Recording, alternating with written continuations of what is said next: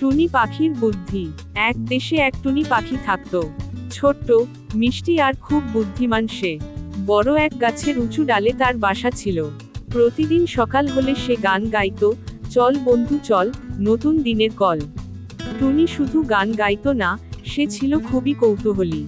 সে প্রতিদিন নতুন কিছু শেখার চেষ্টা করত।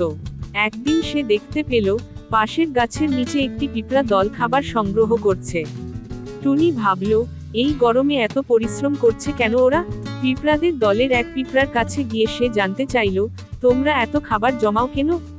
পিঁপড়াটি হেসে বলল, আমরা গরমে খাবার জমিয়ে রাখি, যাতে শীতকালে কষ্ট না হয়। টুনি খুব ভাবল এই কথা। সে তো গানে মশগুল থাকে, কিন্তু শীতে যদি খাবার না পায়?